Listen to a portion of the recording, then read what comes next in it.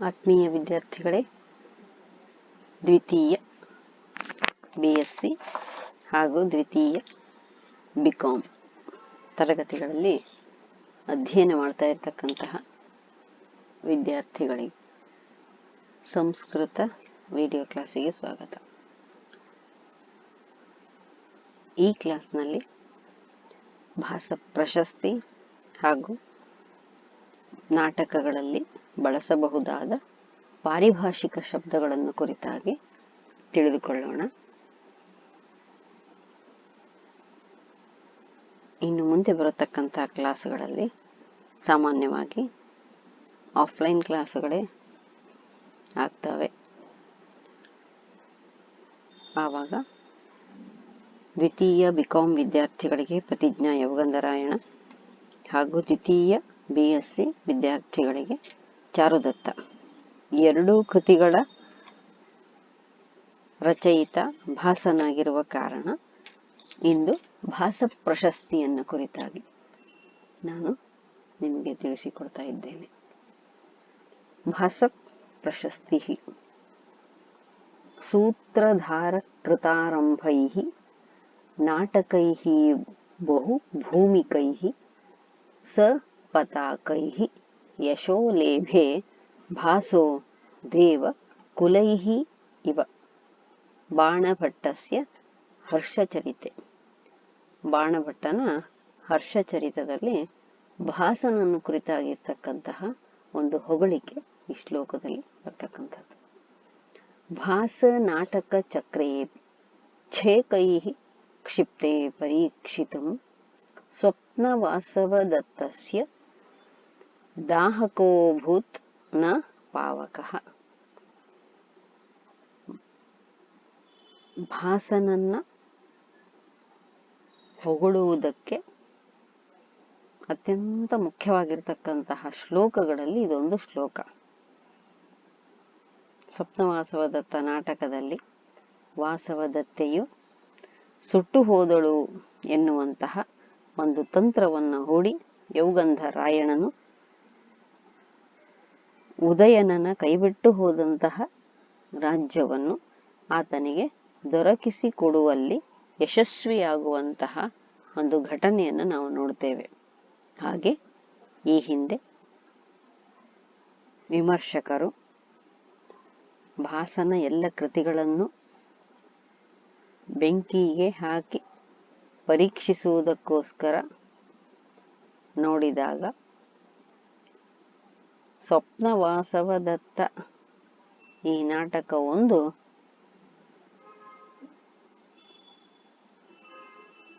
ಬೆಂಕಿಯ ವಶವಾಗದೆ ಹಾಗೆಯೇ ಉಳಿಯಿತು. ಅಂದ್ರೆ ಆ ಭಾಸ ನಾಟಕದ ಪಾವಿತ್ರ್ಯತೆಯನ್ನ ಈ ಶ್ಲೋಕದಲ್ಲಿ ವರ್ಣಿಸ್ತಾ ಇದ್ದಾರೆ. ರಾಜಶೇಖರಸ್ಯ ಸೂಕ್ತಿ ಮುಕ್ತಾವಲಿ ಗ್ರಂಥ, ರಾಜಶೇಖರನು ಬರೆದ ಸೂಕ್ತಿ ಮುಕ್ತಾವಲಿ ಗ್ರಂಥದಲ್ಲಿ ನಾವು ಈ ಶ್ಲೋಕವನ್ನ ನೋಡ್ತಾ ಇದ್ದೇವೆ. ಸುವಿಭಕ್ತ ಮುಖಾದ್ಯಂಗೈಃ ವ್ಯಕ್ತ ಲಕ್ಷಣ ವೃತ್ತಿಭಿಃ ಪರೇತೋಪಿ ಸ್ಥಿತೇ ಭಾಸಃ ಶರೀರೈರಿವ ನಾಟಕೈಃ. ದಂಡಿನಃ ಅವಂತಿ ಸುಂದರಿ ಕಥಾ. ದಂಡಿಯ ಅವಂತಿ ಸುಂದರಿ ಕಥೆಯಲ್ಲಿ ನಾಟಕದಲ್ಲಿ ಭಾಸನನ್ನು ಕುರಿತಾಗಿರ್ತಕ್ಕಂಥ ಹೊಗಳಿಕೆಯ ಒಂದು ಈ ಶ್ಲೋಕ. ಭಾಸಃ ಸ್ಥಿತೋ ಶರೀರೈಃ ನಾಟಕೈಃ ಅಂತ ಇಲ್ಲಿ ವರ್ಣಿಸ್ತಾ ಇದ್ದಾರೆ. ಹಾಗೆ ಭಾಸೋ ಹಾಸಃ ಕವಿಕುಲ ಗುರುಃ ಕಾಳಿದಾಸೋ ವಿಲಾಸಃ.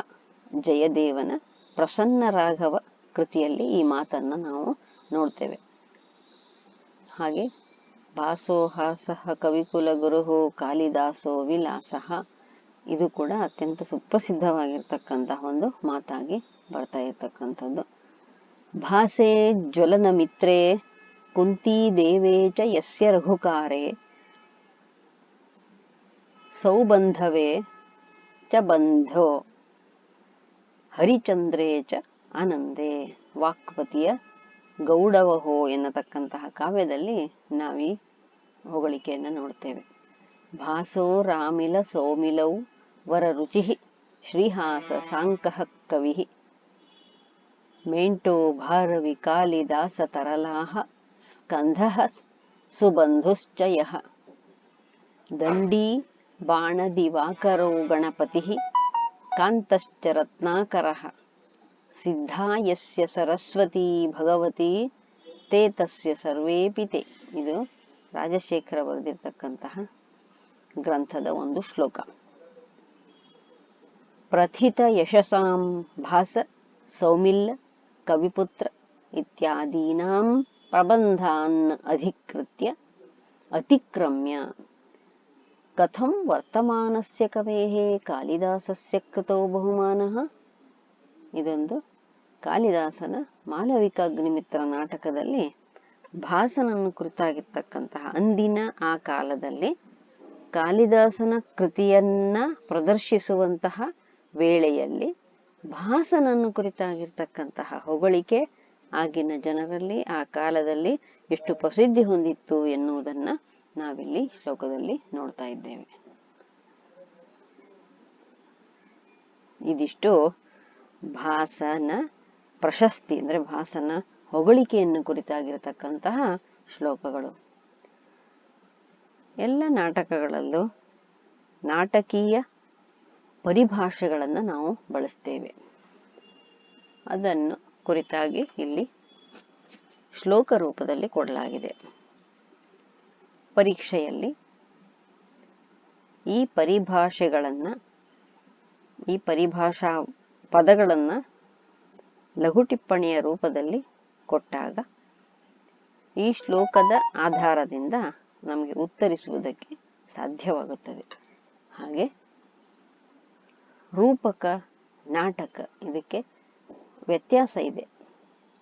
ರೂಪಕ ಅಂತ ಹೇಳಿದ್ರೆ ಏನು ಎನ್ನುವುದನ್ನ ಇಲ್ಲಿ ಕೊಡ್ತಾ ಇದ್ದಾರೆ.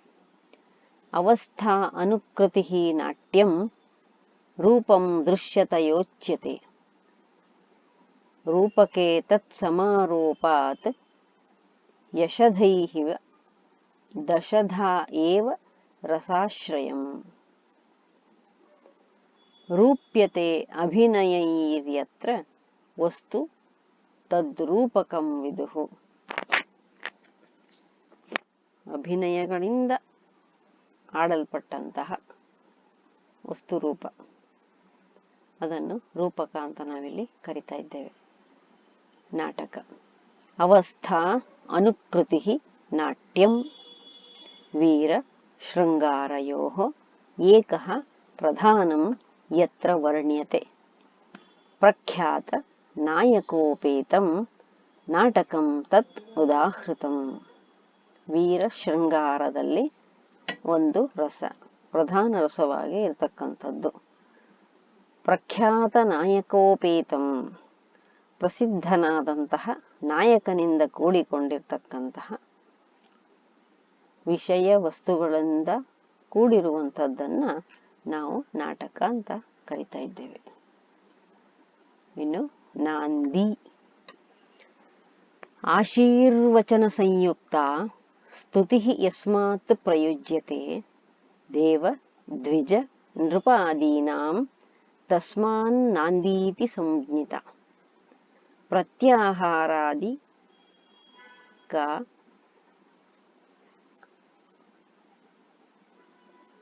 ಅಂಗಾನಿ ಯಸ್ಯ ಭೂಯಾಂಸಿ ಯದ್ಯಪಿ ತಥಾಪಿ ಅವಶ್ಯಂ ಕರ್ತವ್ಯ ನಾಂದಿ ವಿಘ್ನ ಉಪಶಾಂತಯೇ.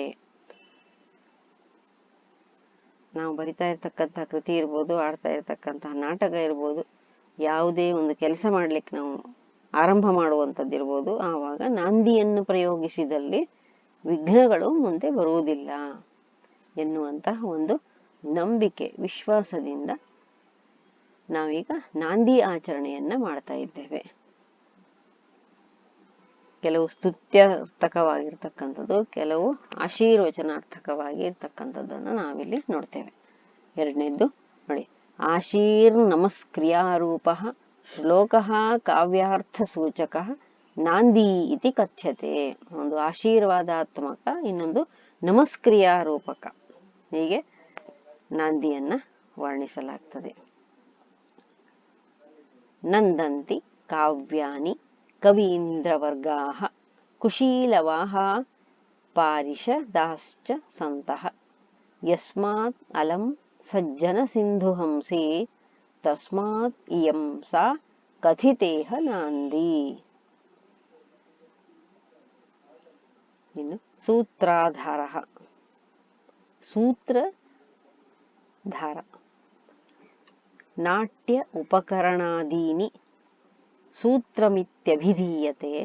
ಸೂತ್ರಂ ಧಾರಯತೆ ಯಸ್ತು ಸೂತ್ರಧಾರಃ ಸ ಉಚ್ಯತೆ.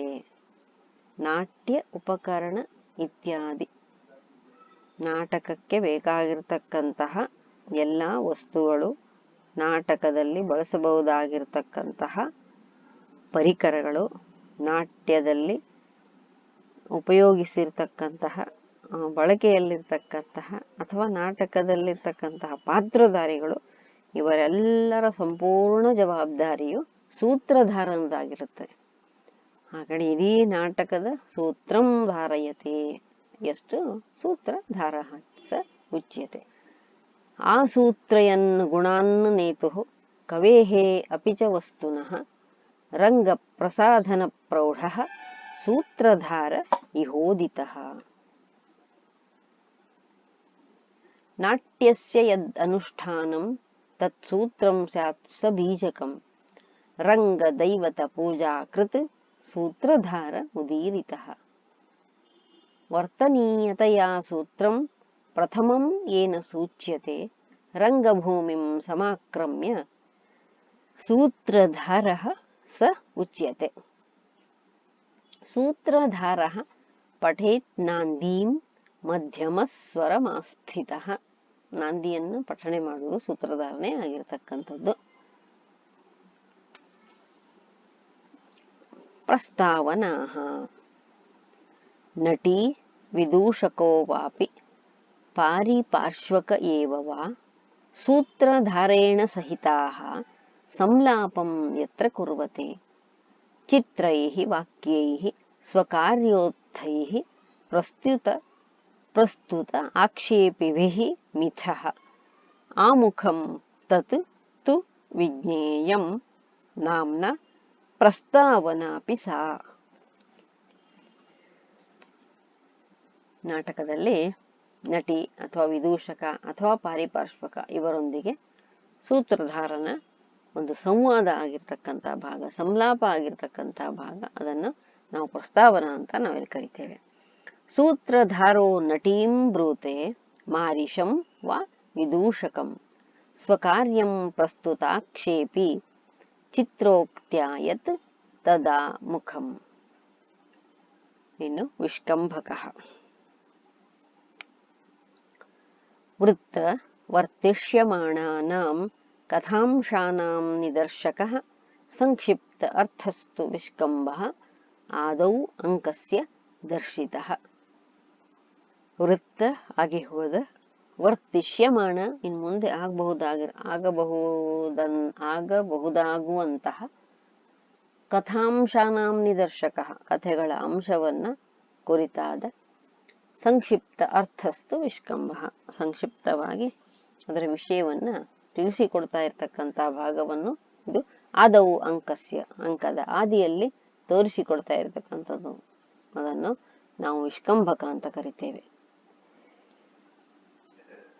ಪ್ರವೇಶಕೋ ಅನುದಾತ್ತೋಕ್ತ್ಯ ನೀಚ ಪಾತ್ರ ಪ್ರಯೋಜಿತಃ ಅಂಕದ್ವಯ ಅಂತರ್ವಿಜ್ಞೇಯ ಶೇಷಂ ವಿಷ್ಕಂಭಕೆ ಯಥ. ಇದು ಪ್ರವೇಶಕ. ಪ್ರವೇಶಕದಲ್ಲಿ ಹಿಂದೆ ಆದ ಘಟನೆಗಳು, ಮುಂದೆ ಆಗುವ ಘಟನೆಗಳು, ನೀಚ ಪಾತ್ರಧಾರಿಗಳ ಮುಖಾಂತರ ಇಲ್ಲಿ ನಾವು ಎಲ್ಲಿ ಪ್ರಯೋಗಿಸಲ್ಪಟ್ಟಿರುತ್ತೆ ನಾಟಕದಲ್ಲಿ, ಅದನ್ನ ನಾವು ಪ್ರವೇಶಕ ಅಂತ ಕರಿತೇವೆ. ನೀಚ ಪಾತ್ರಧಾರಿಗಳು ಮಾತ್ರ ಇಲ್ಲಿ ಸಂಭಾಷಣೆಗೆ ಯೋಗ್ಯತೆಯನ್ನು, ಅರ್ಹತೆಯನ್ನು ಪಡೆದುಕೊಂಡಿರ್ತಾರೆ. ನೇಪಥ್ಯಂ. ರಾಮಾದಿವ್ಯಂಜಕೋ ವೇಷೋ ನಟೇ ನೇಪಥ್ಯಮುಚ್ಯತೆ.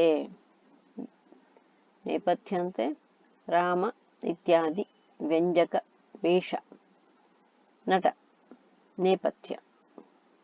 ಎರಡನೇದ್ದು ಕುಶೀಲವ ಕುಟುಂಬಸ್ಯ ಸ್ಥಳಂ ನೇಪಥ್ಯ ಮುಚ್ಯತೆ. ಅಲಂಕಾರ ಮಾಡ್ಕೊಳ್ಳಿಕ್ಕೆ ಬಳಸಬಹುದಾಗಿರ್ತಕ್ಕಂತಹ ನಟರು ವೇಷವನ್ನು ಧರಿಸುವ ಕೋಣೆ ಅಲ್ಲೂ ಅದು ನೇಪಥ್ಯ ಅನ್ಸ್ಕೊಳ್ತದೆ. ನೇಪಥ್ಯಂ ಸ್ಯಾತ್ ಜವನಿಕಾ ರಂಗಭೂಮಿ ಪ್ರಸಾಧನಂ.